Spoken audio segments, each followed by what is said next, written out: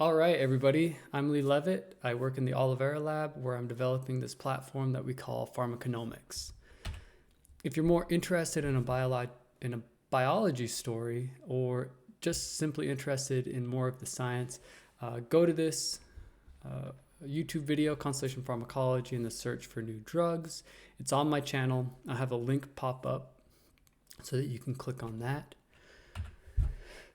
But today I just want to give you a skeleton view of what we do. So let's start off in the system that we've done a majority of this work.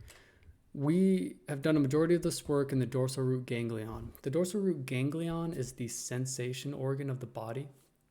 It sits at regular intervals all along the spinal cord where it sends projections to the periphery where it senses pain, heat, cold, and touch.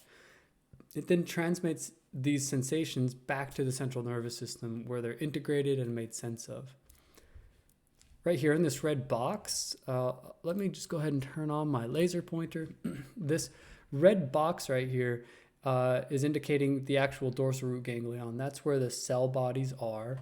And this is a cross section where each green dot is an individual neuron.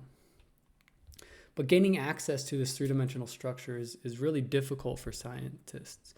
So what we do is we gently break this tissue up so that the neurons are separate from each other. And we perform this primary cell culture that you can see down here on the bottom right. In this primary cell culture, all the neurons are still alive and they're actually very healthy. Now we can perform some experiments where we have direct pharmacological access to these cells. One thing to notice is that our cell culture is actually very diverse.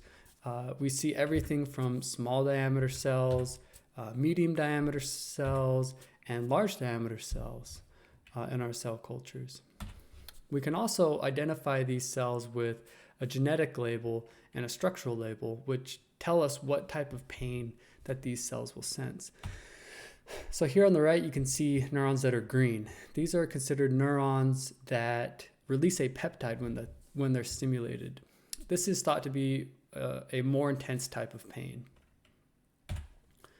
The red cells, on the other hand, they are non-peptidergic nociceptors. They're labeled with a lectin, and when they're stimulated, they're thought to not release a peptide onto the central nervous system.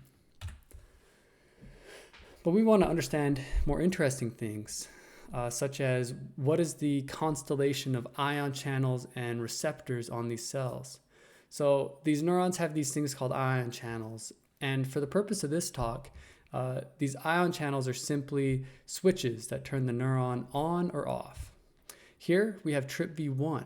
This is an ion channel which is going to be turned on with a heat sensation. TRPM8, on the other hand, complete opposite. It's going to be turned on with a cold sensation. And then we have this ion channel down here called TRPA1, where it's stimulated by a noxious sensation. So, like I said, to understand which of these neurons possess these ion channels, we turn to a technique that we call constellation pharmacology. So I've already described to you how we're going to identify how we want to identify the constellation of ion channels and receptors. Well, now we accomplish this using pharmacology. For example, we have pharmacology from wasabi, spicy mustard, horseradish. Within all of these different foods is a chemical component called AITC. And we all know the feeling when you have too much wasabi or horseradish. It can be painful. And now you can understand which ion channel is being activated when wasabi is applied to these cells. We also have menthol, which comes from mint plants. This is in your chewing gum and toothpaste. When your mouth feels really cold at the end of brushing your teeth, well, it's because menthol has activated your TRPM8 receptors, which are normally active just with cold. And finally, we have capsaicin. It's from the spicy chili pepper. What happens is this compound activates TRPV1. This receptor is normally activated by heat, but this capsaicin hijacks this ion channel. So even if it's not hot, it's going to feel hot. So now what we do is we load the cells with this dye called Fura2. It allows us to see the calcium and when the switches turn on. Now I'm going to apply this pharmacology. Here I apply AITC, and you notice that the neurons change colors. Go ahead and watch cell 1 up here on the top right.